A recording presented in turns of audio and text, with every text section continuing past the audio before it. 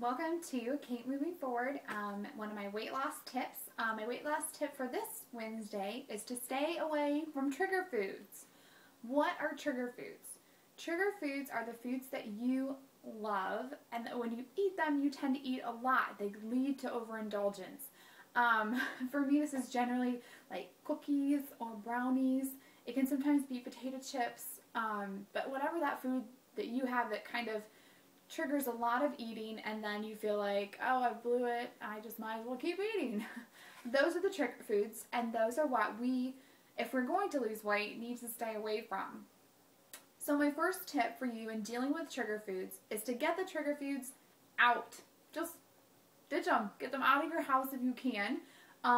You can give them away to people. A lot of times if I have leftover like cookies or something that I've made for a special occasion and I've taken it to share but I have leftovers, I take them to work because I just set them out somewhere, and most people come and they buy and they graze, and I might be derailing some people's weight loss efforts, but it's an easy way to get it out of the house for me, is to share it with someone else that would really enjoy it. That's a bonus. So getting the trigger foods out, going through your cupboards, cleaning out the things that you know you shouldn't have there that lead you to more problems than they're worth to even keep in your house. So get those out. Part of that will help you is to think of eating your trigger foods at restaurants. I really love ice cream, but I don't keep it in my house very often because I tend to eat a lot of it when I do, and it's a trigger food for me. So if I want ice cream, then I have to think about wanting ice cream. I have to get myself up, go drive to, a Dairy Queen or, a Marble Slab or someplace where I can get an ice cream cone.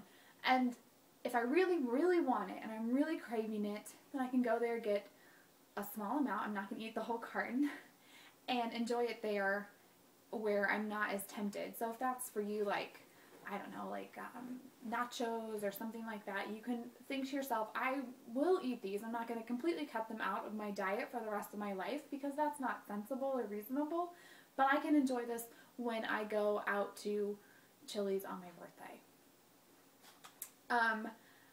Another tip that I use for dealing with trigger foods is if you must keep them in the house.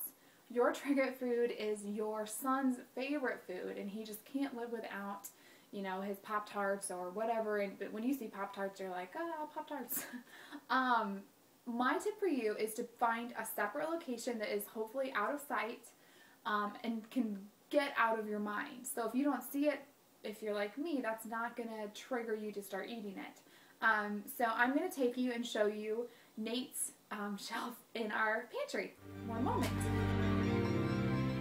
Okay, right now we are looking at Nate's shelf of snacks, which I do not belong in. And so if I ever sneak down here, I can see, oh man, there's some chips back there, there's some bags of mac and cheese, there's some saltine crackers, there's some chocolates of his right there.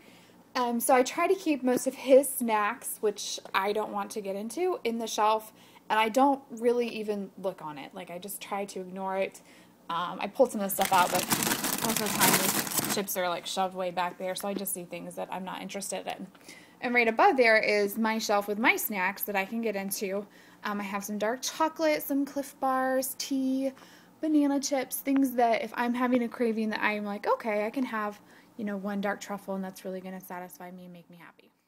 So my final tip kind of goes along. If you were looking in my cupboard, you noticed maybe there were some little dark chocolates there, and that is to treat yourself every now and again to stave off those cravings for the trigger foods. So if I have a little piece of dark chocolate, it's not too sweet, I can work it into my calorie allowance, and then I don't really feel a huge craving to go out and get a monster brownie sundae when I'm at McDonald's. That was my final piece of the staying away from trigger foods tip. So if you have any great ideas for how you keep trigger foods at bay and kind of stay away from those foods that get the best of you, please feel free to leave your thoughts in the comments. Thanks!